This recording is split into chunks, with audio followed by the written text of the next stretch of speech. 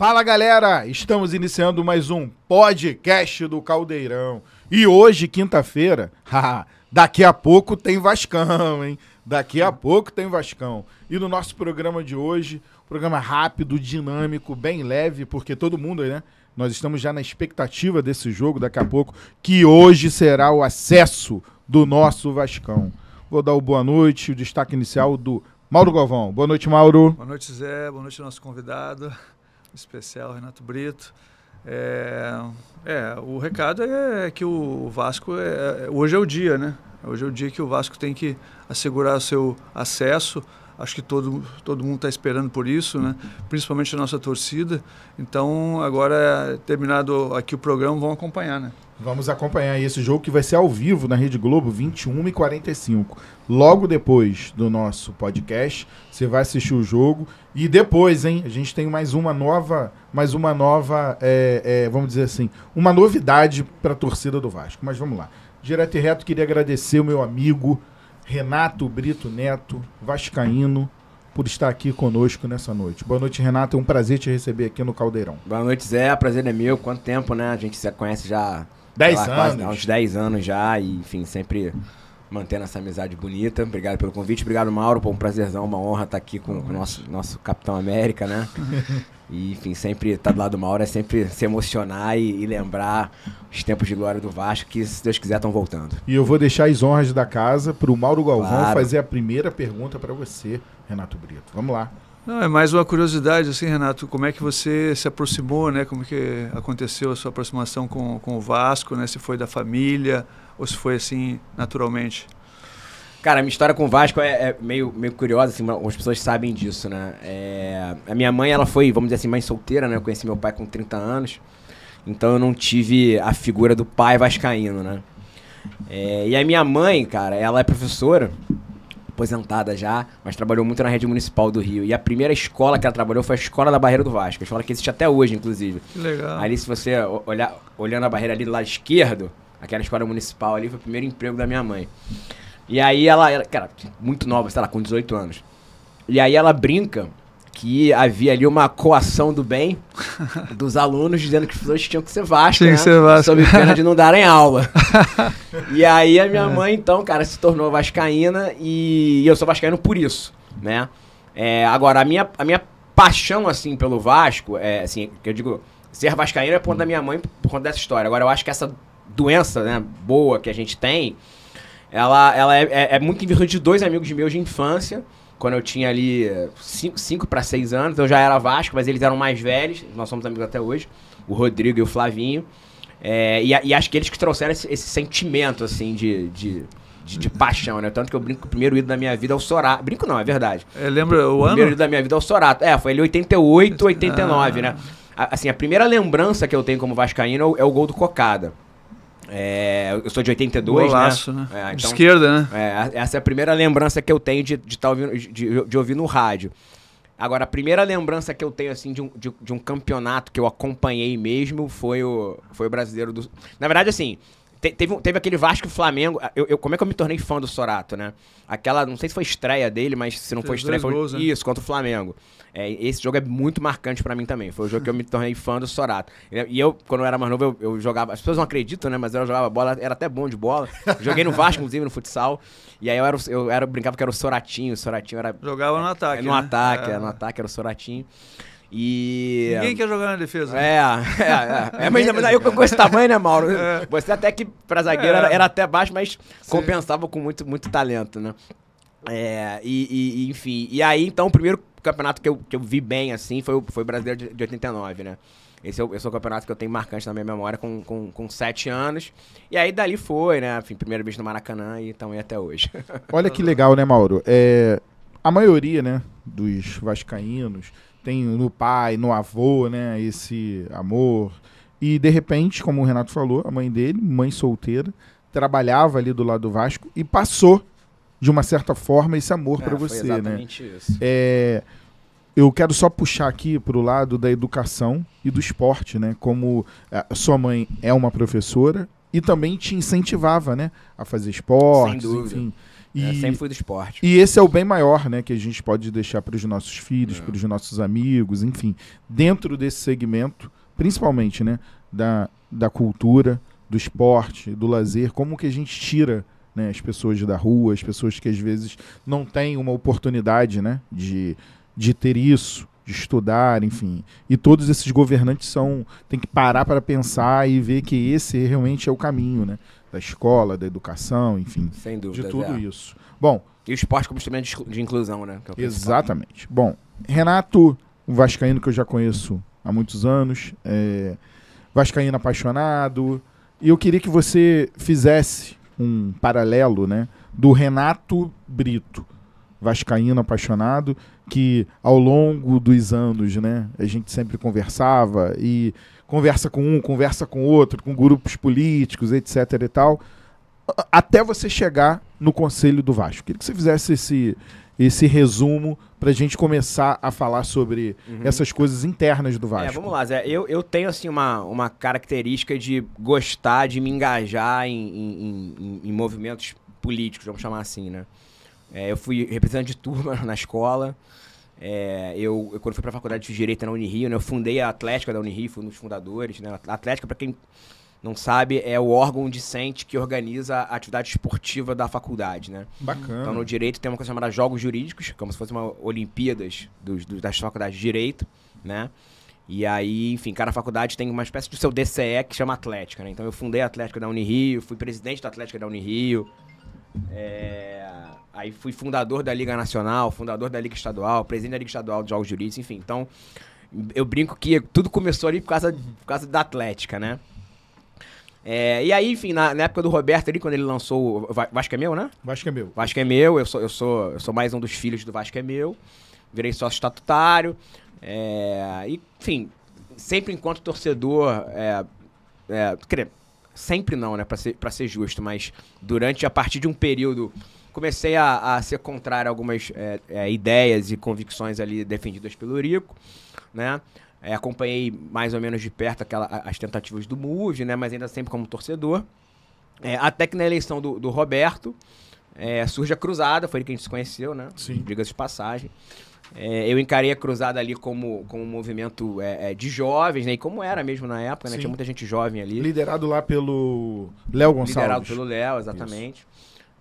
E achava ali que a Cruzada poderia ser, de fato, uma coisa nova. E eu acho até que durante algum período a Cruzada cumpriu bem o seu papel, diga-se de passagem, né?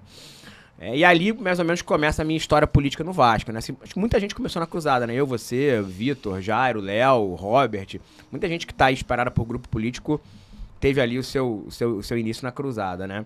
Aí depois eu tive uma divergência ali com a galera, nada demais, assim, me dou bem com todo mundo hoje em dia, divergência de concepção de ideia, mesmo sair da Cruzada. E aí, em 2013... vem o evento da Sempre Vasco, né? Assim, eu já contei essa história algumas vezes. A gente estava na casa do Jaime Ribeiro, que também é conselheiro do Vasco, ele é muito meu amigo, eu sou padrinho de casamento dele, vendo um jogo do Vasco ali no primeiro rebaixamento, né? O Edmundo tava, o Cris, assim, outras pessoas, o Vasco tava muito mal, ladeira abaixo total, e a gente ali tem um grupo de 10 pessoas, mais ou menos. E aí a gente falou assim, cara, a gente tem que fazer alguma coisa, tem que, enfim, meter a mão para tentar resgatar o Vasco, né? E aí dali surge a ideia do curso da IBMEC, né? Eu não fiz esse curso porque os horários eram ruins pra mim, porque acho que era segunda e quarta à noite. E aí no escritório era ruim pra mim, eu não consegui fazer. Aí uma galera fez esse curso, então esses 10 assim, dessa casa do Jaime viraram 30. E aí dali nasceu a Sempre Vasco. E aí desde a eleição de 2014, né? Todo mundo sabe, as brigas jurídicas todas, né, cara? Tudo que a gente passou, né? A eleição de 2014 foi uma eleição muito traumática. Porque além da briga jurídica que foi desgastante, né, cara, teve muita ameaça física, né, assim, muita imposição, muita coação física, né. Eu sempre conto essa história que no dia da eleição, foi uma das maiores experiências da minha vida, diga-se de passagem, pro bem e pro mal. Eu cheguei em São Januário, sei lá, 6 da manhã, e saí, sei lá, 6 da manhã do outro dia, foram quase 24 horas, porque eu fiquei pra apuração, né, foram quase 24 horas e ali no fim, né, cara, a gente já sabia que o Eurico ia ganhar e tiveram alguns episódios marcantes, né? Por exemplo, em dado momento a nossa segurança virou pro Júlio e falou que a partir daquele momento não garantia mais a segurança dele, porque os caras abriram os portões e a Força Jovem ia invadir o ginásio a qualquer momento. E aí é o famoso fato que o Júlio sai de São Januário dentro de um carro da polícia. É verdade isso, né? Assim, não sei se ele tiver... sem exagero, talvez eu não estaria aqui hoje se eu não tivesse essa medida. E eu fiquei pra apuração. Cara, e aí, enfim, eu tenho que agradecer algumas pessoas que eu sempre falo, né, cara? O sócio do Paulo Reis, que é o Paulo Rubens, que é um cara que eu conheço bastante do direito esportivo do tribunal, né? Um cara que a gente tem uma amizade bacana. E eu, cara, sinceramente, pedi pra ele. E o Jaime é muito amigo do Mourão. O Mourão VP Sim, do Eurico. E o Mourão claro. também, ele até ia nas notas de Nossa Cruzada, lembra? E o Mourão também tem o maior carinho por mim dessa época. E aí o Jaime ligou pro Mourão e falou assim, cara, Mourão, o Renatinho tá aí. Pô, o Renatinho é meu padrinho de casamento, pelo amor de Deus. Protege o garoto aí que ele ainda é pequeno, né?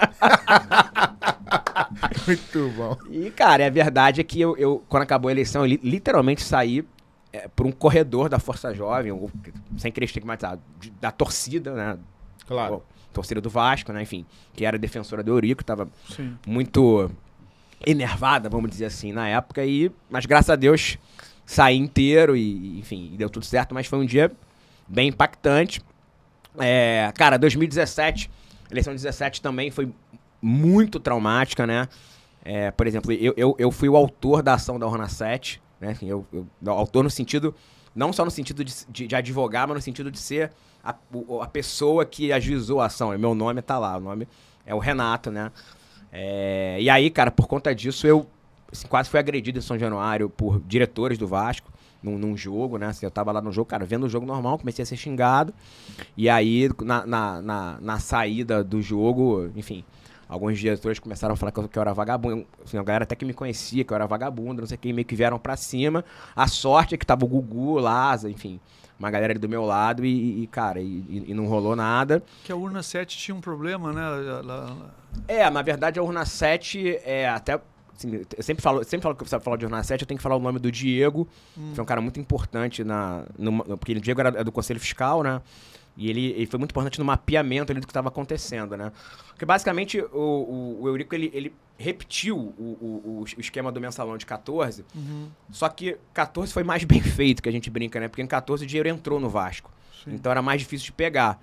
A gente sabia que tinha ali uma associação com intuito fraudulento, que até discutiu o seu ponto de vista legal. Eu, assim, tenho a minha convicção que se você associa alguém com o intuito de fraudar a eleição, por mais que o dinheiro entre ou não, essa associação é fraudulenta, mas tem gente que defende que não, que se o dinheiro entrou... Se foram associados em cima da hora. Tá tudo bem. Mas em 17 o dinheiro não entrou. Simplesmente as pessoas viraram sócias sem ter dinheiro. E foi isso que a gente pegou, e aí ficou comprovado que, assim, sei lá, 700 sócios, mais ou menos, viraram sócios sem ter pago os jóias, sem pagar mensalidade. E, na verdade, tem uma questão mais importante, porque as pessoas acham que era só a urna 7. Mas a eleição de 17, ela teve fraude em quase todas as urnas. Porque havia uma fraude ainda do resquício de 14, né? Nossa. Tanto que eu lembro bem que na urna 3, 4 e 5... a galera do Eurico falava assim, essa urna é toda nossa, essas urnas são todas nossas, porque é a galera de Bangu, é a galera de Niterói, é a galera de não sei onde, a história lá do Grilo, né, que a gente até brincou na eleição, nas petições lá do Grilo falante. Então eu lembro que quando a gente vira na urna 3, os caras tomam um susto assim, meu irmão, tá ficando aqui difícil pra gente, porque os caras estão virando na urna que a gente fraudou, então a vaca tá indo pro brejo. Mas a urna 7 era a fraude mais clara, né? Eram sócios que não tinham, em sua maioria, né? Não tinha dinheiro na entrada. A gente provou isso no judiciário. Mas, cara, até provar foi muita briga jurídica, muito desgaste físico, né? E aí, cara, culminou no golpe, né? De janeiro de 2018. Assim, talvez a gente fale sobre isso, mas eu brinco muito que eu acho que a SAF ela é consequência direta desse episódio, né? Assim, o Campelo, né, que assumiu. Né? Isso, foi o Campelo. Na verdade, a gente ganha a eleição nos sócios, né? Eu lembro muito bem que quando acabou a contagem lá dos sócios em 2017, eu abracei o Júlio e o Campelo. Olha que paradoxo, né? E falei assim, pode comemorar que eu tô garantindo. Porque eu tinha muita confiança Estavam juntos os dois. Eu tinha muita confiança ali na estratégia jurídica. Óbvio que não era só eu, né? Eu falei, eu tô garantindo porque eu era ali a figura do jurídico que tava lá, né? Mas, enfim, a gente sabia da estratégia toda jurídica, eu era bem confiante e não deu outra, né? A gente ganhou no judiciário, mas aí, assim, um dia... manobras, um dia a gente vai saber essa história, porque eu até hoje não sei muito bem de onde partiu, de onde surgiu, né? Tem gente que diz que partiu do Roberto Monteiro, tem gente que diz que partiu do Campelo, tem gente que diz que partiu do Euriquinho, tem gente que diz que o Eurico não queria, que foi convencido. Enfim, um dia a gente sabe essa história, mas o fato é que ocorreu lá aquela tragédia, né, da eleição no Conselho de 2018. E aí eu acho que ali foi talvez a última chance que o Vasco tinha de se reerguer de forma orgânica sem SAF, né? Não porque era sempre Vasco, apesar da sempre Vasco em 2017 tá bem no auge, assim, tava todo mundo, cara, com muito sangue nos olhos, com os contatos todos em dia, com muita disposição. Em 2020 a gente acho que já deu uma caída. Mas eu acho que a torcida tava muito ali unida, né? Se você for pegar a eleição de 2020, tinha muita gente que tava com o Leven, que tava com o Jorge, que estavam com a Sempre Vasco em 17, né? Então, tava um bloco muito grande, muito unido. Então, ali eu acho que tinha tudo pra dar certo. E aí, cara, com o golpe a coisa degringolou e, enfim. E aí, acabou no que acabou, que foi a SAF, que a gente, obviamente, espera que dê certo, né? Claro, óbvio, todo mundo torcendo. E aí, 2020, cara, como eu falei, acho que não foi uma eleição boa da Sempre Vasco, sinceramente. Eu acho que a nossa campanha foi ruim. Cara, tava todo mundo cansado. Teve uma galera que já não foi pra 2020 porque já não aguentava mais. Porque é uma batida, cara, muito pesada. Você, cara, prejudica a família. Em 17, minha mãe teve câncer. Minha mãe tirou as duas mamas em 17. Então, cara, assim, porra, eu ia fazer quimioterapia com a minha mãe de manhã e à noite ia pra reunião de campanha do Vasco, sabe? Então, assim... E aí 20 era pandemia, cara, enfim, aí perdemos mesmo, mas perdemos na bola, né, enfim. Ainda acho que a gente era a melhor opção, mas acho que a gente perdeu de forma justa. A campanha do Salgado foi melhor mesmo que a nossa. E, enfim, e aí, cara, só que todo mundo sabe que eu tenho algumas amizades com a galera que tá no Salgado, né, assim, principalmente a confraria, todo mundo sabe disso. Uhum. E assim... Por mais que a gente tenha perdido a eleição e por mais que a gente achasse que o que o Salgado poderia entregar, o que a chapa dele poderia entregar, não seria o que a gente achava que poderia entregar, né? A gente pensava que seria uma gestão bacana, né? Porque o Jorge é um cara sério, assim, um cara do bem, super honesto, enfim. Então, cara, a gente meio que arrefeceu ali. Falei assim, não, beleza, perdemos na bola, foi uma derrota justa. Vamos ajudar. Porque, tipo assim, cara, quando a gente perdeu pro Eurico em 14... A gente sabia que perdeu na fraude, não quis, depois que saiu a eleição, tentar anular, recorrer. A gente, cara, assim, eu sou um cara que não tenho hipocrisia com briga judicial. Porque eu não posso ter, né? Eu sou um cara que briga na justiça desde 2014. Então eu não posso falar assim, pô, o cara é safado porque brigou na justiça. Isso eu nunca vou dizer. Seria uma hipocrisia da minha parte. Faz parte. Faz parte, infelizmente, né? Espero que não faça mais, mas faz. Claro. Agora, acabou a eleição, em tese acabou a eleição. Né? Então a gente falou assim, cara, não vamos deixar o Vasco seguir a vida dele com o Eurico. Se a gente fez isso em 14, por que não ia fazer em 20, né? E aí eu recebi o convite para ser vice-presidente do conselho. Né? Eu tenho uma relação boa com o Carlos Fonseca, eu até brinco que a gente se entende nas divergências. A gente diverge em muita coisa, né? Mas tem uma relação de respeito. E eu resolvi topar porque eu realmente achei que, ainda acho, né, que o conselho tem pautas importantes para esse mandato. É óbvio que a SAF atropelou um pouco as coisas, né? Algumas coisas ficaram travadas para votar a SAF. Era uma coisa inesperada, ninguém pensava em SAF até então, né? Em que pese a lei já está aí, estava sendo estudada à época. Sempre Vasco até fez uma live sobre SAF na época da campanha, mas não era uma coisa palpável, né? Até então. Mas a gente espera que a gente ainda consiga entregar as reformas que a gente acha necessárias. Chamadas reformas estruturantes, né? Nós vamos falar sobre isso, sobre estatuto, né? Sobre conselho. Vamos falar um pouquinho sobre futebol, né? O pessoal do Salgado assume, né? O Mauro é o mais capacitado aqui para falar, né? Dúvida.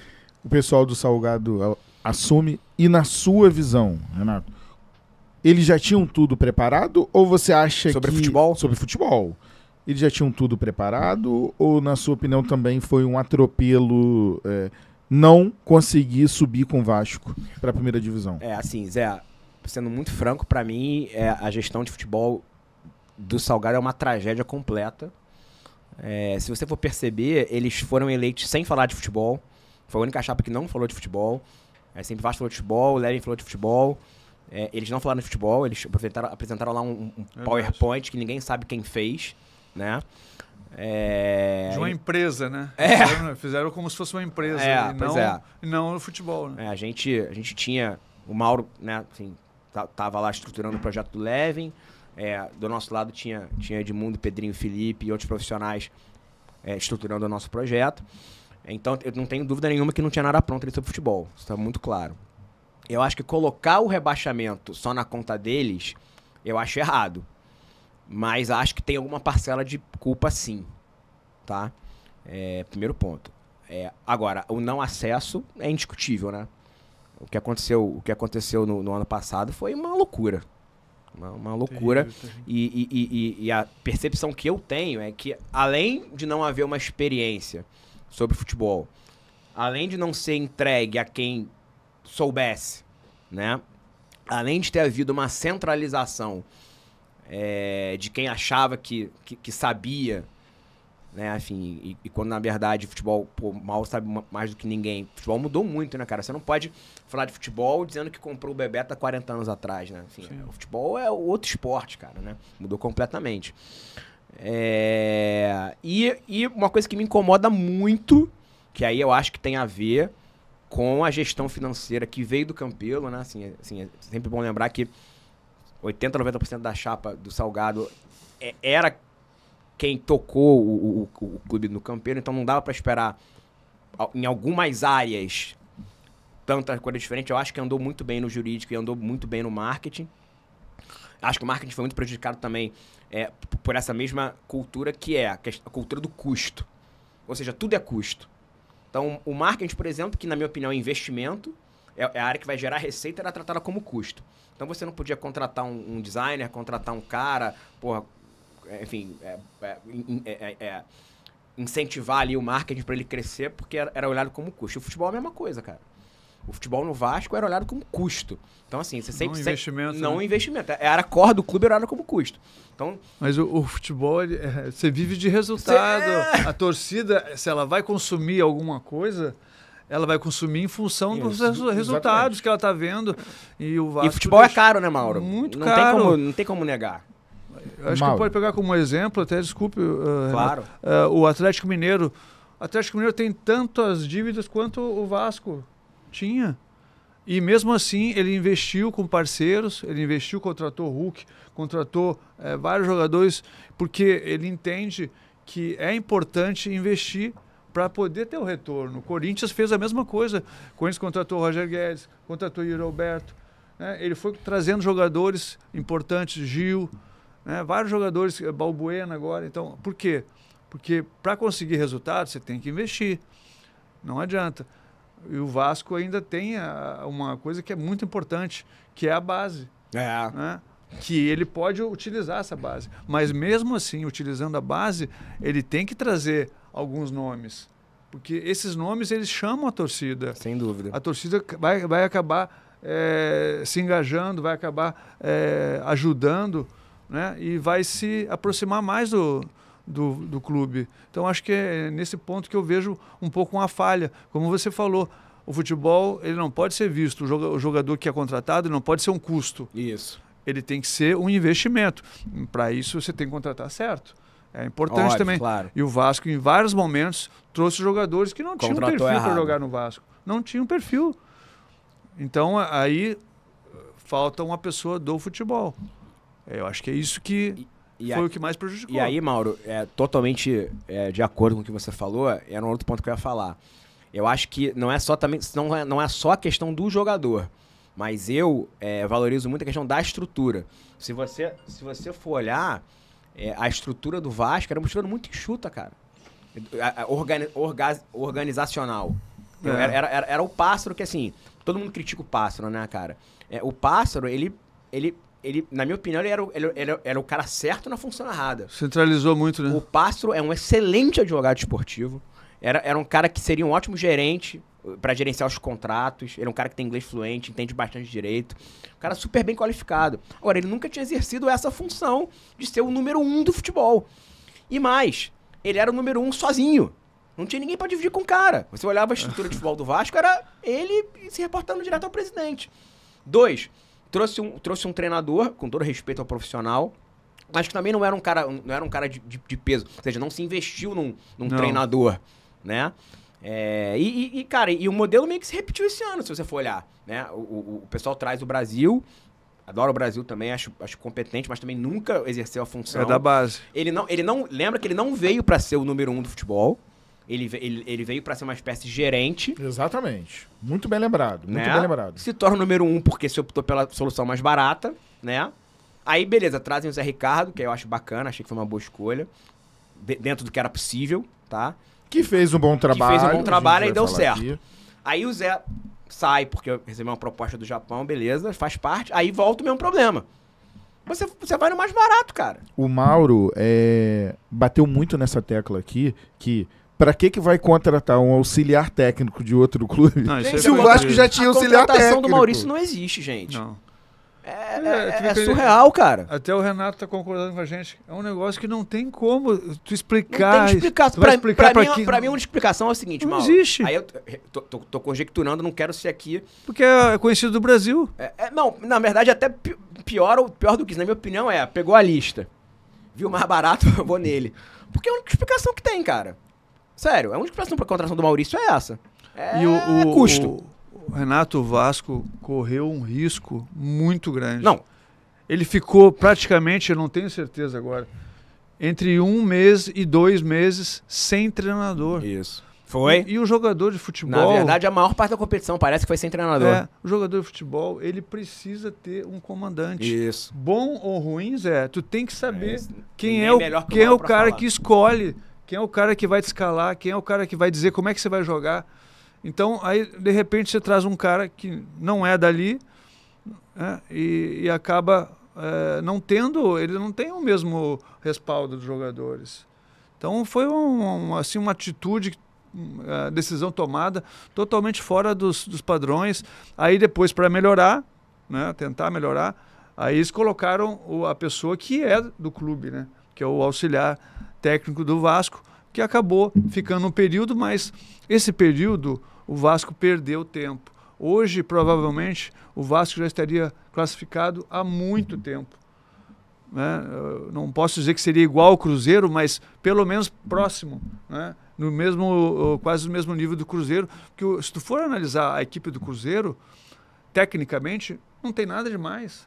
É uma equipe bem normal, jogadores novos, com muita dedicação e um treinador que está ali em cima. Então, eu acho que isso fez a diferença. O Vasco perdeu tempo, perdeu uns 2 meses de trabalho. Praticamente foi um trabalho que não aconteceu. E dentro desse aspecto, Renato, cara, era praticamente 90% de todos os vascaínos que não queriam o treinador daquele jeito, né? Porque o treinador chegou também...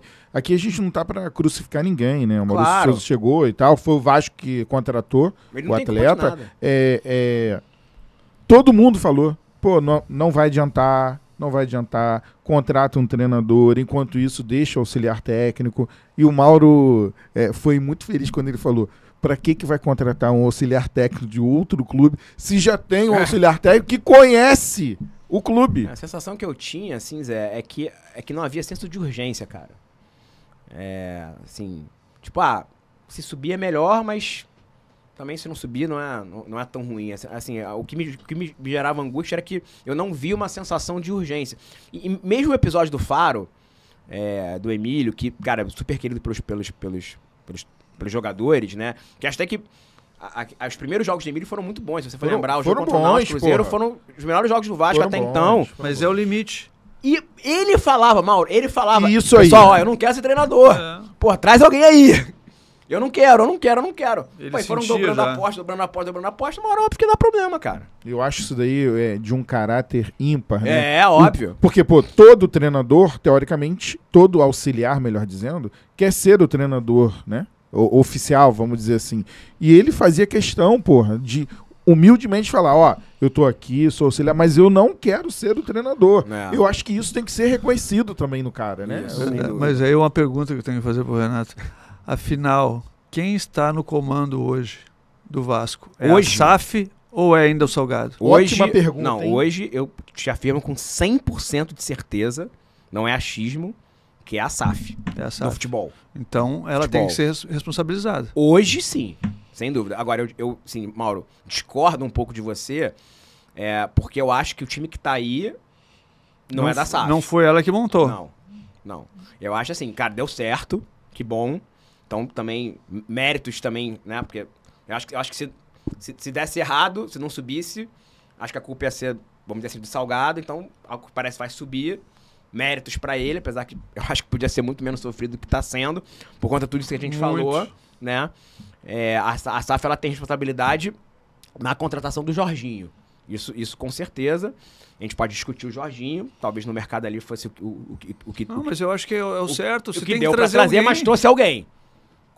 Definiu. Definiu. Mas é essa E é treinador, né? É. Você pode discutir. Pode dizer se. Não, se e- abre, mas se- é treinador. E ele já trabalhou no Vasco. Ele Isso. teve um bom momento no Vasco. Até era ele e o Zinho. Isso. Né? Então, Eles foram campeões, pô. sim, Eu acho. 2015 ou 16, não me eles lembro têm, agora. assim, vamos dizer, um histórico Tem no um Vasco. histórico. é. Então isso é uma coisa importante. E dá para notar que o Jorginho gosta de estar no Vasco. Ele está ali porque ele gosta também. jogou no Não é Vasco só, também. não é só profissional. Nós jogamos juntos. É verdade. Né? Inclusive. Bem lembrado. Então é um cara que gosta de estar ali e eu acho que isso é importante. Mas essa indefinição, entendeu, Renato, que me preocupava. Afinal, quem está no comando Muito. é a SAF ou é o Salgado? É. Porque o Salgado a gente já sabia que não ia fazer nada. Ele não ia tomar decisão nenhuma.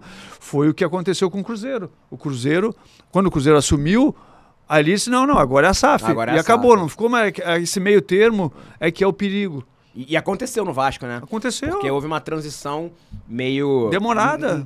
Demorada e, na minha opinião, nebulosa. Porque eu não sei se Isso. vocês se A lembram... palavra certa é essa, porque nebulosa. eu não sei se vocês se lembram que havia toda uma pressão de que tem que aprovar logo a SAF pra aproveitar a janela, né?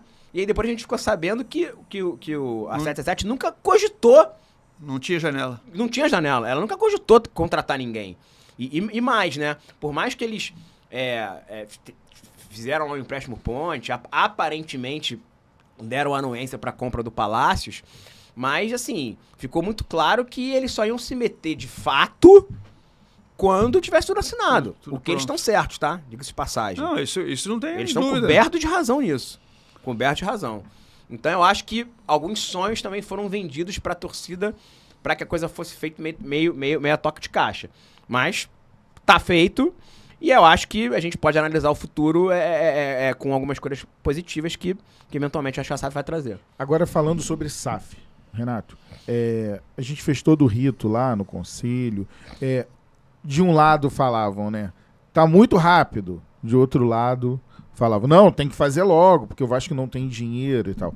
Você, na sua opinião, esse rito foi dentro de um tempo normal? Não foi? Você acha que tinha que ser discutido mais?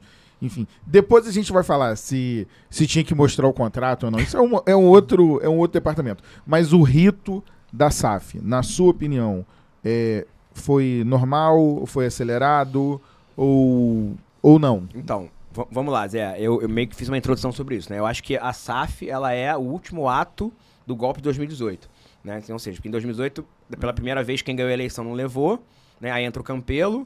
Aí você tem que lembrar que no primeiro dia do Campelo, o Adriano já estava com ele, né? No dia 1, o Adriano já estava lá dentro. Aí tem o rompimento do Campelo com o Roberto. Aí, quando o Roberto Monteiro, né? Aí quando o Roberto sai, uma galera que era oposição vai para dentro da gestão. E essa galera tá com o Salgado hoje em dia. Então, na verdade, a sequência de fatos, né? Ela leva a que a eleição do Salgado tem um pouco a ver com isso também. Mas, assim, diga-se de passagem, parênteses, não é uma galera que foi golpista. Assim, foi uma galera que votou no Júlio na eleição do conselho. Isso é muito importante de ser dito, né? Mas beleza. E aí a gestão do Salgado, ela não entrega quase nada do que prometeu, né? Principalmente sobre a questão financeira. Repito, eu acho que ela entregou muito no jurídico, né? E olha que eu nem conheci o Zeca. Conheci o Zeca na campanha, né? E é um cara que hoje em dia eu tenho carinho, tenho respeito. Acho que entregou no marketing, menos do que o potencial do Vasco permitiria, mas na minha opinião porque foi sabotado, tá? Eu acho que o trabalho do marketing foi muito bom, ainda mais em comparação ao que se tinha. E, cara, e uma área ou outra também. Assim, eu brinco que toda gestão tem coisas boas, né, cara? Até o Eurico tinha. Então, óbvio que nada é 100% ruim, 100% bom. Mas eu acho que nas duas áreas principais, que era a financeira, que é onde eles venderam as soluções, né? E no futebol, foi muito ruim. E, na verdade, a SAF foi para salvar a gestão, né? Assim, eu lembro muito bem que, se você for pegar em 2019 ou 2018, se não me engano, o Vasco fez um evento chamado Apresentação para os Investidores, né? Não sei se você lembra disso, Zé. Lembro. Pois é. Se você for pegar o discurso desse evento com o discurso que foi feito naquele ato do Salgado da campanha lá no Municipal, com o discurso que foi feito no Conselho, no início da gestão, é a mesma coisa. Você só fica rebatendo pra frente. Você pega o gráfico, rebate pra frente e fala, daqui a 2 anos o Vasco vai estar superavitário. Aí desde 2018, daqui a 2 anos. É um discurso político. Aí, não sei se você vai lembrar que na Série B, quando o Vasco já estava decidido a não subir, o Adriano dá uma entrevista dizendo assim, mesmo na Série B, o Vasco tá pronto pra crescer. Vai decolar, pronto pra subir. Você lembra dessa entrevista, né? Lembro. Pois é. E aí, 6 meses depois, o Vasco não tinha dinheiro pra pagar uma água, né? Pra pagar uma conta, pra pagar, enfim, pra pagar papel, pra pagar caneta, não tinha, né? E aí a SAF foi vendida assim, ó, ou faz a SAF ou o Vasco não resiste mais um mês, né? Esse discurso, eu não concordo muito, porque... Nem eu. Por mais que assim, eu não vou ser hipócrita de falar que é sempre o Vasco nunca cogitou a SAF. Eu acho que qualquer gestor do Vasco, ele tinha que ter a SAF como uma opção. Porque, pô, a lei tá aí, você pode decidir usar ou não, né? Eu acho que o Vasco é um dos poucos clubes que teria uma solução orgânica, né? Enfim, era isso que a gente pensava em 2017, parará. Mas, cara, de repente a SAF era o que permitiria, pô, você dar um salto, né? Talvez, mais rápido, ou seja, encurtar alguns passos. Agora, a SAF como solução ali, a toque de caixa no curto prazo, para pagar a conta, eu acho que o processo ele foi curto, sinceramente, tá? Pode ter se revelado a melhor solução. Acho que a SAF ela traz várias vantagens, ela facilita o investimento, ela te cacifa financeiramente, ela realmente dá uma limpada na política, que eu acho que no Vasco é importante, inegavelmente, né? Eu tô me incluindo nessa, claro, óbvio, né? Mas será que limpou? Não, eu acho que vai diminuir, Mauro. Eu acho, na verdade, que também é uma ilusão. Não termina. Eu acho que você achar que ano que vem não vai ter confusão política tem os 30%. É ilusão. Mas eu acho que vai diminuir. Acho que vai diminuir, tá? E mais, a escolha da 777, até o diretor financeiro, o Anderson, deu uma entrevista há pouco tempo, e a impressão que eu tenho é que a SAF do Vasco ela foi envelopada para 777, não o contrário, né? Falaram que houve um roadshow, que viajaram o mundo, que receberam 30 mil propostas. Não foi o que o Anderson falou naquela entrevista, né? E a sensação que eu tenho é que, cara, teve essa proposta que assim, não é uma proposta ruim, também quero ser correto quanto a isso, tá? A gente até tentou correr atrás, não sei se outras pessoas também, mas a gente correu atrás. A proposta não é ruim, isso tem que ficar também claro pro vascaíno. Mas acho que o bid que a gente chama aparentemente não foi feito. Aparentemente tinha uma empresa só, envelopou a proposta para aquela empresa e sempre foi ela. A primeira e única opção. Não teve assim uma chance de outra empresa e fazer o que não me parece. O mercado você tem que colocar no... Pelo menos 3 empresas. Não me parece. E se teve, ninguém apresentou prova ainda. Né? Ninguém apresentou prova. Mas assim, a verdade é que tá feito. Então, respondendo objetivamente a sua pergunta, acho que foi rápido demais. Muito. Eu não concordei da forma que foi feita em termos de tempo. E, repito, acho que foram vendidos alguns sonhos para os torcedores. Tipo, tem que acelerar porque é a janela, porque isso, porque aquilo. E a verdade é que a SAF só assumiu quando assinou, né? É estranho, sabe o que eu acho, Renato? Que você quer assumir um clube. Você quer ser presidente de um clube e quando você assume, você pega e vende o clube. É isso que eu não consigo entender. Então, Mauro... Primeiro, você não faz um bom trabalho. O time cai. Esse é o ponto. Você não consegue trazer o time de volta. Esse é o ponto. E no final você vende ainda o clube. Não é que seja errado vender, mas é um tipo de decisão que qualquer um poderia tomar. Qualquer pessoa que estivesse a saída mais fácil. É a saída mais fácil. Então, se você quer realmente assumir o clube, você não pode estar com essa ideia de vender. Você pode até vender, mas eu acho que foi muito rápido, como você falou. Por isso que eu te falei. Eu não acho que a SAF seja uma opção ruim. Eu acho que ela tem várias vantagens, repito, cacifar financeiramente. Só que eu preferia fazer com o Vasco estruturado. Ou seja, isso, na primeira divisão. Meu irmão, estrutura, arruma a casa e vamos ao mercado. Entendeu? Na verdade, foi feito como uma salvação da lavoura. Pode dar certo? Claro que pode, porque agora tem dinheiro, o dólar tá alto, não sei o que, parará. Por exemplo, a SAF tá fazendo o que a gente, Vasco sempre acreditou, e o que o Salgado prometeu, que é profissionalizar o clube. Trouxe lá um CFO, bom pra caramba, assim, alguns caras já Vasco conhecem o cara é muito bom. Tem o CEO que é o mesmo, a gente pode discutir a opção do Luiz. Eu discordo, porque eu acho que há um certo conflito de interesses aí, eu acho que ninguém dá... Eu também é conceitual pra mim, tá? Eu acho que, suspeito, pelo menos, sei lá, 80% do público pra também mim é conceitual. E assim, cara, pra não dizer que é uma coisa pessoal, é a mesma coisa que eu, Renato, vice-presidente do conselho e conselheiro, ser ter o meu escritório contratado pela SAF. Sim. Porra, pelo amor de Deus, que não existe. Entendeu? Mas então é uma questão... O Júlio virar CEO da SAF. Pô, é conceitual, pô. No Vasco isso é muito comum. Isso é conceitual, na minha opinião. Então, eu acho que a contratação do Luiz, ela é errada conceitualmente, como seria a contratação do Júlio, como seria a contratação do Vitor, como seria a minha contratação. Só pra deixar muito claro aqui que não é uma questão pessoal com o Luiz. Mas, enfim, o fato é que tem um CEO lá. Conflito de interesse. Trouxe um diretor executivo muito bom, na minha opinião, que é o Paulo Brax. Muito bom. É um cara, enfim... Ele é novo, mas pra mim é top, ou vai ser top no mercado. A gente tirou um cara do rival agora, né? Um cara lá de mídias, que dizem que é muito bom também, né? Casimiro, não sei, Caetano, né? Mas dizem que é muito bom também.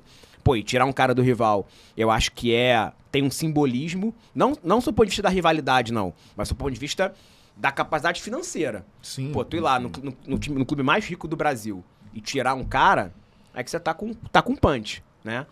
Trouxeram uma pessoa de RH agora bacana, estão fazendo investimento no CT.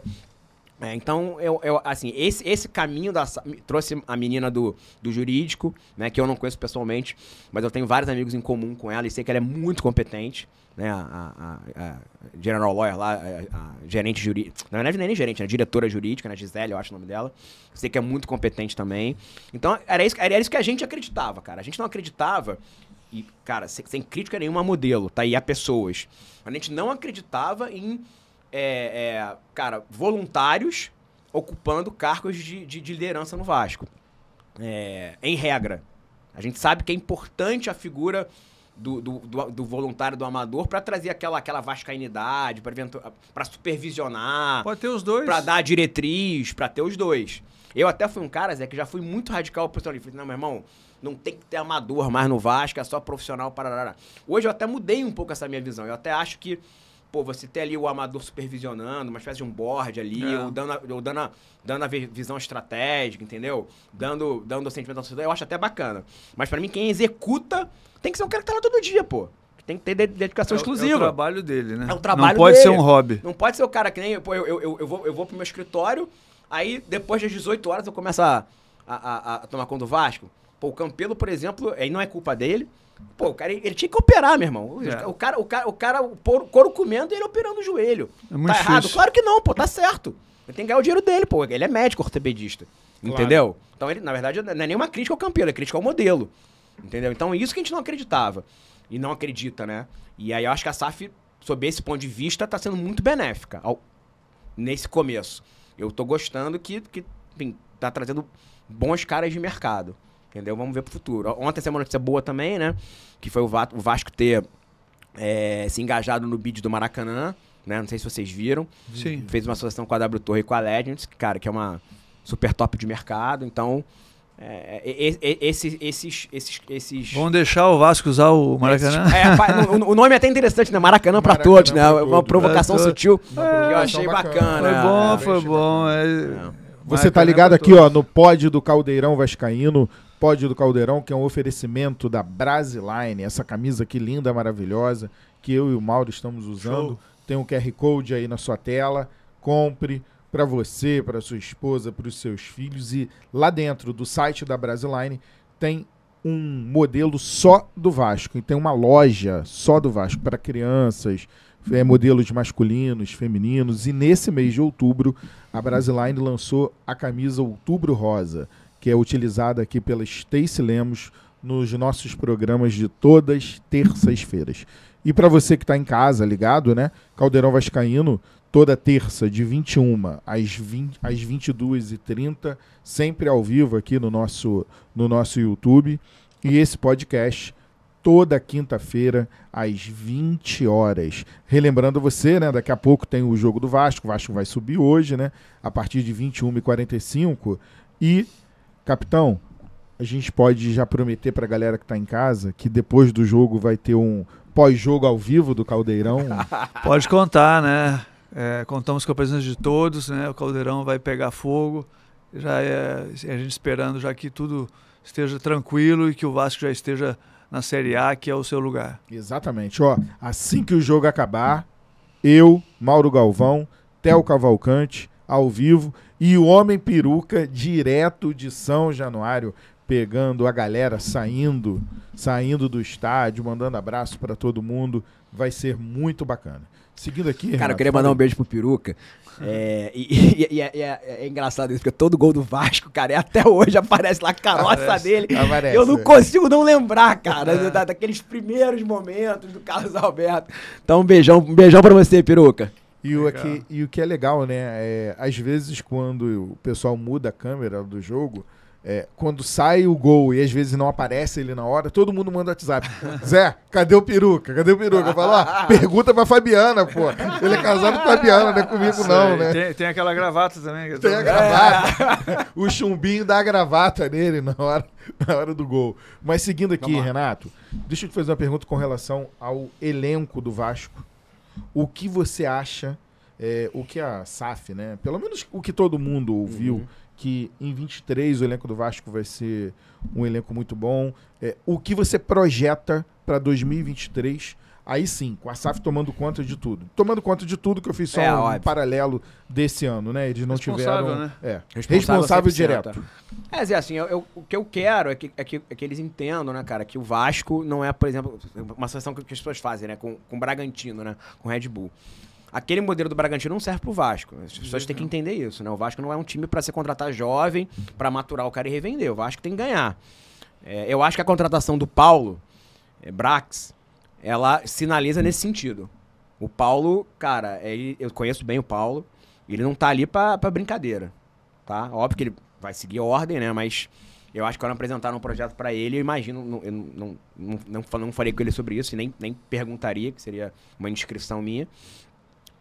Mas eu imagino que ele tenha sido contratado para ganhar, né? Então eu acho que vão ter sim alguns jogadores com perfil jovem de investimento, que não necessariamente não sejam jogadores que vão performar, né? Porque, sei lá, se você vamos sonhar aqui, né? Se você traz um Paulinho, né? É um cara que vai performar, mas e que tem potencial de revenda. Então assim, o que eu espero? Eu espero valorização da base. E aí, o que é a valorização da base? E aí o Mauro talvez possa falar melhor falar melhor disso da gente. Cara, o Vasco hoje, na minha opinião, é uma máquina de triturar talentos. Por quê? Porque o moleque sobe com 18 anos pra resolver. Então, ele não vem pronto, né? Ele normalmente pula etapas. A gente vai lembrar, por exemplo, Thales Magno.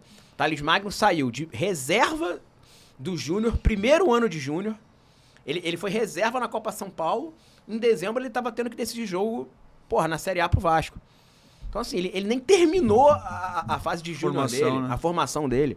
E outros tantos, assim. Então, cara, é óbvio que não é todo mundo que vai dar 100% certo, né? Então o cara já sobe com essa responsabilidade. Se ele entrar, e com salário atrasado, e sem estrutura, e parará. Se ele entrar num clube que paga em dia, que ele tem outros jogadores do lado pra dividir a responsabilidade dele, aí eu acho que a tendência é que esse cara potencialize o rendimento dele. Então, e mais, em regra, né, quando o cara tá começando a performar, ele tem que ser vendido pra pagar a conta. Normalmente pra pagar salário de alguém. Ao que parece não vai acontecer. Eu acho que o Andrei vai ser vendido? Acho que vai. Mas, até porque a SAF tem que se remunerar. Mas eu espero que por um valor decente. Se você for vender o Andrei por 35 milhões de euros, por 30 milhões de euros é uma venda do cacete, cara. O Andrei é um volante, cara. Se você for pegar as últimas vendas de volantes aí, Bruno Guimarães, é esse patamar. Tá? Até se for 20, 25 milhões de euros. Se fosse no passado, ia ser vendido a 10 e olha lá e lambe os beijos. Então, isso é uma coisa que eu espero. 2, espero que a gente tenha jogadores jovens, sim, com potencial de revenda, porque faz sentido pra eles, mas que performem. E eu espero, aí também é uma esperança só, que a gente tenha um ou outro cara que vire referência, né? Por exemplo, assim, repito, vamos sonhar, mas um cara que, num perfil, vamos dizer, do Felipe Coutinho, que é um cara com 30, 31 anos, se Deus quiser vai jogar a Copa do Mundo agora, eu espero que jogue. Cara, ainda tem mercado na Europa, mas não é mais um cara, talvez, top na Europa. E, pô, não tem dúvida que se voltasse pro Brasil ia arrebentar. Aí você pode pensar em Hulk, pode pensar em outros exemplos aí de caras que voltaram e que, meu irmão, fizeram muita diferença aqui no Brasil. Tem Dudu, do Palmeiras, né? Enfim, alguns do rival aí que eu não vou citar. Mas, enfim. Então, eu espero da SAF Física. É um time competitivo, um time pra ganhar. Óbvio que ganhar ou não, né? Enfim, acontece. Mas um time que brigue. Competir, né? Competir. O time do Vasco não compete há muito tempo, essa que é a verdade. Um treinador de ponta. Cara, sei lá, um Vovódia, um cara realmente ou um gringo, ou um cara de prateleira, de primeira prateleira aqui no Brasil. Estrutura, que melhora a estrutura de CT, que invista no CT, que, cara, traga estrutura de pessoal, né? Assim, a gente acabou de falar que, cara, a gestão do Vasco, a estrutura era muito enxuta, era um cara que falava com o presidente. Então eu espero que o corpo diretivo ali seja também melhorado, né? Para isso, repito, a condição do Paulo foi muito importante. E que o time tenha esse equilíbrio. É isso que eu espero, cara. Mauro, sua opinião para esse elenco de 2023, o que você vê bem palpável para o Vasco? Não, eu estou de acordo com o que o Renato falou. Eu acho que o Vasco ele tem uma coisa muito importante, que é a base, né? A base do Vasco ela é muito forte. Ela tem, ao longo desses anos, sempre conseguindo manter o clube sempre em boas condições, justamente porque tem esses jogadores que dão qualidade à equipe e que também, ao mesmo tempo, servem como moeda, né? Você ter a possibilidade de vender. Quantos valores já o Vasco teve, né? Que conseguiu fazer esses negócios, né? Como ele falou, do Thales, né? E outros atletas. Felipe Coutinho, nem vou falar porque foi lá atrás, né? Mas isso aí, eu acho que o Vasco tem que ter um cuidado muito grande. O Vasco precisa fazer uma equipe mais forte para poder colocar mais jogadores ainda, porque esses jogadores que estão aparecendo agora, como o Ignaldo, né, como o Marlon Gomes, como o Andrei Santos, são jogadores, o Figueiredo, são jogadores que têm muita qualidade e eles, por si só, eles já se destacam. Não precisa fazer muita coisa. Agora, os outros, que a gente sabe que tem e estão lá ainda no Vasco, eles precisam de oportunidades, que eles vão ter a possibilidade de aparecer. Eu sei que parece que tem um garoto no Sub-17, eu acho que é Paulinho o nome dele. Lateral direito, é um avião. Lateral direito, que também é um jogador que promete Ian, muito. Ian, eles precisam ter uma equipe que eles possam entrar e jogar o futebol deles, eles olharem pro lado. Sem a pressão, né, Mauro? Eles olharem pro lado e dizem, pô, eu tô com fulano aqui. Tem o Mauro Galvão aqui do meu lado. Tem o Felipe, entendeu? Tem jogadores, como hoje o Vasco tem também uma boa equipe, uma equipe média, vamos dizer. Aliás, né? na tua época, né, cara, você citou o Felipe, né, o maestro, aliás, um beijão pro maestro, nosso amigo querido, tá voltando pro Bangu, desejar boa sorte. Mas, cara, se você for olhar a geração do Mauro, o Felipe e o Pedrinho eram o André e o Marlon. Eles eram muito novos. Garotos. Talvez um pouquinho mais velhos, mas muito novos. Só que, meu irmão, o cara olhava pro lado e tinha o Mauro Galvão. O Felipe falava, vou dentro. O Pedrinho falava, vou dentro. E o Felipe era reserva, hein? É. O Felipe era reserva do Juniores. Isso. E eu não sei quem que chamou ele, e ele veio... E aí filho do Lopes, cara. Parecia, foi o filho do Lopes. Foi o filho do Lopes, né? Foi. Parecia que ele tava ali há anos. O Felipe era reserva do Bill. Bill. Lembrei agora. Isso aí. Ninguém esquece, né? Ninguém esquece do Bill, porque é isso, o negócio incrível. incrível. No Vasco lá do Mauro campeão, tinha uma molecada também, cara. Só que a molecada Porra, tinha confiança porque tinha o Mauro, tinha o Edmundo, tinha o Evair. Tinha o Carlos Germano. Tinha o Carlos Germano. Porra. Por que você acha que o Elton, novo, agarrou quando deu aquele problema com o Germano? Porque tinha confiança ali que tinha um monte de casca grossa do lado, entendeu? E é isso que eu acho que tem que ter essa mescla. Porque também fazer da forma com que o rival e o Palmeiras fazem, eu também não concordo muito. Que são dois times com base muito boa e que, meu irmão, pros caras jogarem é um suplício, né? Mas porque o Palmeiras tá aproveitando bem. tá aproveitando mais, né, Mauro? Aproveitando Pois bem. é. É nesse modelo que eu acredito. É. Eu acredito mais nesse modelo do que um modelo 100% medalhão, que o cara da base vai jogar pouco, entendeu? Tem que ser uma mescla, né? Renato, Vitor Roma esteve aqui Eu e vi. falou sobre o episódio da foto. É, que bom que ele falou da sobre foto. isso, cara. Então, que bom. eu vou te dar o direito de resposta no bom sentido, claro. Explicar pra galera, né, essa foto que correu É, por todos essa os foto grupos me persegue, e cara. tal. Eu acho que vai te perseguir por Vai, alguns mas anos. faz Mas eu acho que parte. você tem que, em todo programa que você for, você tem que explicar. Eu acho também. O eu que acho foi também. É. o que foi a foto, se foi direcionada. Muita gente pensou que a foto que vocês fizeram foi para oposição, etc e tal. Então, o microfone está aberto. Então vamos aqui lá, pra Zé. você Cara, esclarecer. a primeira coisa, pra deixar claro, né? Aquela foto é um erro completo, porque você assim, a gente tava, cara, na sede náutica do Vasco, numa sessão solene do Vasco, e aquela foto nunca podia ter acontecido. Então esse é o primeiro ponto, cara, uma lição que eu tomei na vida, isso nunca mais vai se repetir. Inclusive até eu tenho tido muito contato com o Peralta, óbvio, né? Porque todas as reuniões de poderes a gente tá junto. E aí numa delas, eu pedi pra falar com ele, olhei na cara dele e falei, Peralta, ó, já tive muito problema com você no sentido de sempre fui muito crítico, né? A questão dos beneméritos, todo mundo sabe das minhas posições. Mas eu queria olhar na sua cara e contar a história da foto e te pedir desculpas por ter feito a foto dentro da sede nossa do Vasco, numa sessão solene. Isso foi um erro que não vai se repetir. E contei a verdade. E falei pra ele, cara, eu sou um cara de atuação muito, muito firme no conselho. Todas as vezes que eu tive que fazer crítica a alguém, e críticas duras, foi na tribuna. Né? Você sabe disso, Zé Fernando? Claro. Eu sou um dos caras que mais fui ativos na tribuna do Vasco nesses últimos 3 mandatos. Então nunca precisei mandar recado pra ninguém, né? Inclusive já me arrisquei fisicamente várias vezes por conta disso, né? E ganhei respeito de algumas pessoas por conta disso, inclusive do próprio Eurico. Eu tenho só um parênteses, eu tenho uma passagem com o Eurico muito boa, ele já muito doente e assim, no final da vida eu fui um cara muito crítico ao Eurico, né? Todo mundo sabe. Mas ele, numa das últimas reuniões dele vivo, né, cara? Eu tô saindo de São Januário, ele já com dificuldade pra andar. O segurança dele me chama e fala assim, Renatinho, o doutor quer falar com você. Eu falei, putz, já vou tomar esporro, né? Aí vou lá e fala, presidente, o que o senhor quer?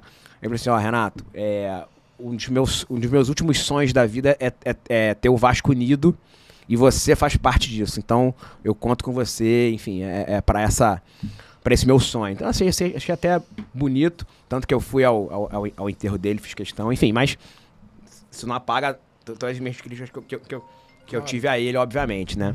Então, cara, nunca tive medo de subir na tribuna e criticar quem quer que fosse, Eurico incluído. Então, nunca ia mandar recado pra ninguém. Cara, a gente tava no auge da pandemia, né? Eu e a minha esposa, a Natália, que acho que você conhece. Claro. Cara, a gente ficou muito recolhido na pandemia. A gente foi pandemínio, né? Como as pessoas chamam, né? A gente cumpriu lá os isolamentos. E, cara, toda saída minha de casa era uma negociação. Então, assim, cara, o dia da eleição lá, do dia 7, cara, foi, meu irmão, uma guerra lá em casa, né, cara? A Natália ficava controlando pelo Globoesporte.com se eu tava de máscara. É engraçado que tem até um episódio que eu tô falando com o Roberto Monteiro, e aí o Roberto não tava me escutando, né? O Roberto é bem maior do que eu. Aí eu tiro a máscara pra falar, porra, e alguém do Globo Esporte tira uma foto na hora, ela me liga, né? Porra, tu tá sem máscara! Acabei de ver no Globoesporte.com, tá maluco? Não sei o quê. E, cara, dando reportes ali de meia hora. E aquele dia da posse também foi um dia que eu negociei muito a minha ida. E eu tô todo tempo de máscara. E eu não sei se já te mostraram essa foto, se não te mostraram eu me comprometo a te mandar. Tem uma foto bonitinha. Porque eu falei, galera, olha só, eu só posso tirar moto de máscara. Vocês conhecem a Natália, todo mundo é amigo dela, né? Vocês sabem o bicho brabo que ela é. Porra, vai ficar ruim pra mim. Foto de máscara. E aí depois todo mundo tira a máscara e tira aquela foto. E, cara, postaram aquela foto que não era pra postar, né? Era pra postar bonitinha. Se você for perceber, eu tô dando o dedo pra quem tá tirando a foto e as pessoas estão dando o dedo pra mim, né? Então, na verdade, cara, acredite quem quiser, mas eu acho que o meu histórico até, ele depõe a favor disso, porque, repito, nunca fui um cara que tive medo de nada, eu nunca tive que mandar recado pra ninguém. Era realmente uma sacanagem comigo e com a pressão que eu sofria da Natália, ou então também diretamente uma sacanagem, uma brincadeira, né, com a Natália por conta da questão da máscara. Essa é a história verdadeira. Agora, e assim, Zé, cara, repito, naquele momento da posse, a gente tinha uma esperança de que as coisas fossem dar certo, né, cara? A gente tinha uma esperança que a questão salgada ia ser do cacete. A gente tinha uma esperança que talvez a Vasco pudesse ajudar de alguma forma, né? Isso explica um pouco o meu aceite a serviço do conselho. Cara, a gente é muito amigo. E a gente passou momentos muito difíceis na nossa amizade na eleição. Eu não sei se o Vitor falou sobre isso aqui quando ele veio. Cara, o Vitor é um dos melhores amigos. A nossa amizade quase foi pro ralo. Isso é verdade, não é exagero. Eu lembro que no aniversário dele, durante a eleição, a gente mal se falou. E aí eu tava em casa tomando banho, eu tive uma crise de choro. Aí a Natália entrou e falou assim, cara, o que tá acontecendo? Eu falei, cara, minha amizade com o Vitor tá acabando. No aniversário dele, a gente quase não se falou. E aí ela falou, cara, você não pode... E a Natália adora o Vitor. Disse, cara, você não pode brigar com o Vitor com isso. Porra, puta que pariu, não sei o que. Ih, falei palavrão, desculpa, mas... Enfim, desculpa. Você não pode brigar com o Vitor. Tanto que quando acaba a eleição, o Vitor vai lá em casa, a gente marca um vinho de reconciliação. Cara, eu saí do grupo da Confraria Amigos no meio da eleição por conta de uma discussão que eu tive, eu não lembro com quem. Então, assim, eu tive muito problema com o Robert. Então, cara, a nossa amizade ficou de fato abalada na eleição. Isso é verdade. Porque eu sou um cara também muito combativo, eu era um dos caras da Sempre Vasco. Então, assim, e o Vitor era um dos caras da Mais Vasco. Então, porra, tinha muita crítica que me pegava. E, por outro lado, tinha muita crítica nossa que pegava ele também. No caso dele, teve episódio lá no Entende de Marketing, né? No meu caso, também tiveram outros 1000 episódios lá de pessoas que não gostam de mim, acho que não gostam até hoje, sei lá, ou me criticavam. E aí ficava... Tinha uma coisa de eu defender o Vitor internamente, o Vitor me defender internamente lá. Teve o episódio da saída deles da Sempre Vasco, que também caiu na minha conta, e eu também tive as minhas mágoas daquele episódio. Acho que a coisa não foi tratada da melhor forma dos dois lados também, enfim, né? Acho que tiveram erros dos dois lados. Então, e ali, a gente falou assim, puta, acabou. A gente pode voltar a ser amigo, né? Mal a gente sabia que a gente ia brigar, mas um ano... Mais à frente, hein? Porque com a gestão caótica do futebol, eu comecei a encher o saco dele de novo. Mas ali, a gente falou assim, cara, acabou, a gente pode voltar a ser amigo, né? Que bom, meus amigos ganharam, né? Tô triste, porque no dia que a gente perdeu a eleição, eu fiquei muito mal, assim, fiquei arrasado, até a galera falou assim, galera... Pega leve com o Renatinho, porque o Renatinho... Eu sou muito chorão, você sabe disso. Então eu tive uma crise de choro também no dia que acabou, eu desabei. Galera, o Renatinho tava muito mal lá no calabouço. Pô, peguem leve com ele, não sei o quê. Então ali foi um dia de meio que, meu irmão, comemorar que a amizade tava voltando. E acho que a gente exagerou na dose, assim. Aquela foto é completamente errada. Eu nunca vou defender aquela foto. Agora, cara, não teve recado pra ninguém. Isso aqui, infelizmente, no Vasco, Zé, tudo tem uso político, né, cara? Então, essa foto foi passada numa rede social, alguém pegou... E aí começou. E aí inventaram. E ali tem versão pra tudo, né? Pra você ver como não tem uma versão. Tem versão que o dedo foi pra torcida. Tem versão que o dedo foi pro benemérito. Tem versão que o dedo foi pra oposição. Pô, pelo amor de Deus, cara. Assim, é só me conhecer um pouco pra saber que não tem nada disso. Renato. Mas obrigado pela chance de explicar. Imagina. Renato, a gente tem um quadro aqui chamado Bate Pronto. Eu vou falar uma palavra aqui e você responde o que vier na sua cabeça. A gente tá acabando? Estamos acabando. A gente pode falar de estatuto muito rápido? Podemos. Agora. É porque eu falo muito agora, mesmo, cara. Agora. Só até pra dar um feedback pra torcida do Vasco, tá, Zé? Seguinte, cara, estatuto do Vasco. A gente tinha uma minuta pronta em março desse ano. Cara, uma minuta muito bem feita, cara, moderna. A gente contou com o apoio do Fernando Monfardini, que é um cara ótimo de compliance. Acho que a gente vai entregar um estatuto, cara, bem de vanguarda. Com a SAF, esse processo parou, por razões óbvias, né? E aí agora a gente tá tendo que revisitar o estatuto pra enxugá-lo, diminuí-lo, porque tinha muita coisa lá que agora não faz sentido, né? Que era um estatuto feito por um clube grande, com futebol, agora é um clube menor, um clube associativo, então você tem que dar mais valor ao esporte olímpico, tirar toda a parte de futebol, tirar a parte SAF, que agora já tá, né, constituída. Então eu tô fazendo esse trabalho e a gente, se Deus quiser, até o fim do ano vai entregar. E o que eu posso para garantir que é uma coisa que eu sei que preocupa a torcida vascaína. Todos os instrumentos de gestão, de governança estão mantidos. Então, todas as questões de ataque, a má gestão, fraude, roubo, tá tudo mantido. E eu acho que a gente vai dar uma boa arrumada no processo eleitoral do Vasco. Porque não se enganem. Vai melhorar, mas não vai acabar. Então, a eleição do Vasco vai continuar sendo uma coisa difícil. E eu acho que com esse estatuto novo, eu espero que a eleição do ano que vem já seja a luz de estatuto novo, a gente tem uma coisa organizada. Vai ter data fixa, datas melhores, não vai ter aquela troça de você ficar fazendo conta pra ver quando é a eleição. A gente vai dar uma boa arrumada. Beleza. Bom, vamos lá, bate pronto. Vamos lá. Edmundo. Meu maior ídolo. Desculpa, Mauro, mas Nada Edmundo e Belmarques, não tem como. Dinamite. Maior ídolo do Vasco. Alexandre Campelo. Golpista. Salgado. Decepção. Essa é boa, hein? Essa é boa. Estátua do Dinamite. Merecimento e boa sorte. Não perdemos ainda com ela. Homenagem muito bem feita e em vida, o que é melhor. Eurico Miranda. Ai, caramba. Definir o Eurico em uma palavra é difícil.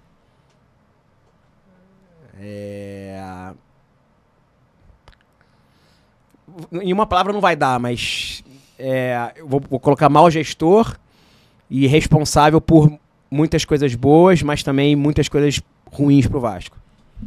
Romário.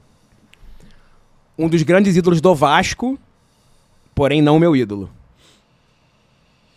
Antônio Lopes. Um dos maiores treinadores do Vasco, da história do Vasco. Não gostava muito do estilo dele, que achava ele retranqueiro. Eu vou definir como vencedor. Acho que vencedor é uma boa definição pro Lopes. Mas é um querido, tá? O seu sonho pro Vasco, 23, 24 e 25. Cara, o sonho imediato é nunca mais jogar a Série B. Eu tô com um moleque de 9 meses em casa, Guilherme Renato, um beijo pra ele. Filhão, te amo. Eu espero que ele nunca mais veja o Vasco na Série B. Então esse é o primeiro sonho. E o segundo sonho, cara, é voltar a competir, voltar a ser campeão. Eu acho que a SAF, no fim do dia, ela vai ter valido a pena se o Vasco voltar a ser campeão. Eu vou fazer essa pergunta, que seria a vez do Mauro, mas eu vou fazer. Mauro Galvão. Mauro Galvão é o Capitão América, né, cara? Um dos maiores ídolos da nossa história. É isso. Obrigado. Beleza. Mauro, queria agradecer a sua participação aqui no nosso podcast do Caldeirão. Prazer estar com o Renato aqui. E você? Renato, microfone aberto para você se despedir da galera. Agradecer mais uma vez a sua participação.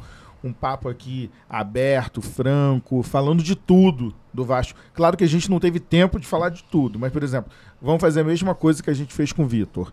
Não deu pro Vitor falar de tudo, o Vitor volta durante a Copa do Mundo, e eu queria também que você visse a sua agenda para você voltar, pra gente fazer um podcast, aí eu vou chamar o Peruca, a gente coloca 4 pessoas aqui na mesa. Não, vai ser ótimo, acho que a gente pode falar talvez mais de estatuto da próxima vez, né, porque cara, advogado tem um problema que fala muito, né, então eu sei que eu falo demais, tem que me cortar mesmo. Acho que faltou um pouco falar de estatuto, então se você puder no próximo programa a gente avançar mais nesse ponto. Inclusive, se você quiser, a gente deixa aqui aberto a nossa pauta para você convidar o Carlos Fonseca. Seria bacana. Se ele quiser vir aqui com a gente. Seria ótimo. Fazer um podcast bacana. Meio que de estatuto e de conselho. Exatamente. Seria bacana. Isso daí é bacana. Acho uma ótima ideia. Os dois. Nossa relação é muito boa, seria uma ótima ideia. Cara, Zé, primeiro falar o seguinte, cara, a política do Vasco, ela infelizmente, às vezes afasta as pessoas. Cara, eu conheço o Zé há muito tempo, a gente nunca brigou, mas talvez tenha se afastado, vamos dizer, né? Mas o carinho sempre conseguiu, então eu tô muito feliz de estar aqui hoje, fiquei muito emocionado com o convite dele. Porque é uma prova de que, cara, você não pode cair em inimizades por política do Vasco, e eu, em dado momento, sem querer ser, sem hipocrisia, não querer inimizade com pessoas que valham a pena, que você tenha carinho. Claro, pô. Né? Que é o caso do Zé, então muito feliz e honrado de estar aqui. Te agradeço muito o convite. Cara, tive chance de falar muita coisa que eu não falava há muito tempo, e tentei ser o mais sincero possível, e a gente combinou que não ia ter restrições, claro, né? Até porque a nossa relação não permite que tenha. Tentei ser o mais aberto e humano possível. Então, muito obrigado, cara, pelo espaço. Eu quero muito voltar para falar de estatuto, porque é uma coisa que a torcida do Vasco me cobra com razão, tem que cobrar mesmo. Atrasou um pouquinho, mas acho que a gente fez um trabalho bacana, e agora a gente tá tendo que revisitar. Então acho que, pô, se a gente puder fazer ou no Caldeirão ou no podcast, funciona. Fica aqui o nosso compromisso. E, cara, pô, agradecer o Mauro aqui, né, cara, um dos maiores ídolos, é muito emocionante. A política do Vasco, ela tem muita coisa ruim, mas ela tem uma coisa boa, que é permitir que meros mortais como nós passemos a ter contato com nossos ídolos, né, cara? Então, assim, o Edmundo é o maior da minha vida, é um cara que há muito tempo eu mal conseguia falar com ele, cara. Quando eu conheci o Edmundo, eu paralisei e não consegui falar, literalmente não consegui falar com ele. Não consegui falar mesmo. A gente tem vários amigos em comum. Hoje em dia é um cara que me sacaneia, pô, Pedrinho, Felipe, pô, Mauro agora, que a gente tá se conhecendo melhor, e tantos outros, né, cara? E eu sei que você também deve ter o mesmo sentimento. Então, cara, uma honra sem palavras mesmo. Obrigado. De repente, Obrigado, a gente Renato. tá do lado do Mauro Galvão, Sorato, Pô, isso é surreal, Odivan, Giovanni. O Givan né? tem que ter cuidado, senão dá uma chegada. Dá uma... Isso é surreal, Uma mesmo, pegada. cara. Esse lado de bacana tem, né, Zé? O Odivan, cara, veio aqui Figuraço, e nossa. contou aqui uma parada pro Peruca lá no vestiário com o Renato Gaúcho, que ele xingou o Renato Gaúcho. Já estamos com 93 mil visualizações desse vídeo. Ele contando, né, o que aconteceu. Pô, o cara só me botava na furada, não sei o quê. Me botava voltando 5 minutos, sei lá, 10 minutos, pô, jogo quente pra caramba, mas enfim. Renato, queria muito agradecer a sua participação aqui com a galera do Caldeirão Vascaíno. Dizer pra você, torcedor, que daqui a pouco, né, 21h45, o Vasco vai estar em campo. Se Deus quiser mais uma vitória, o Vasco com acesso garantido. Convocar a galera, né, Zé, pra hoje, né, cara? Sim, Aquela corrente claro, positiva lá, tenho certeza que vai dar certo. Encheu o estádio, né? Encher o estádio, todos os ingressos vendidos. Importante, né, que o Vasco hoje Apoiar o time, né, apoiar Zé? o time, 90 minutos. A gente sabe que o adversário vem pra atrapalhar mesmo. Contra o Vasco, todo mundo joga, Todo mundo né? joga a vida, dá a Contra vida. o Vasco, todo mundo joga. Todo mundo joga e sempre o juiz tá num dia péssimo. Né? Pra não falar outra coisa. O VAR, às vezes, não consegue traçar a linha. O VAR não funciona, O VAR não funciona. Enfim, então, ó, relembrando a você, daqui a pouco, Vasco vai entrar em campo, 21h45. Acabou o jogo, estaremos no pós-jogo ao vivo do Pós-jogo. Caldeirão Isso Vascaíno. aí. Mandar um abraço pro Bruno, da Brother Veículos, um abraço pra galera da Brasiline. E, ó, um abraço, hein? Se você for Vasco, Deus te abençoe. Se você não for, Deus te perdoe. Valeu.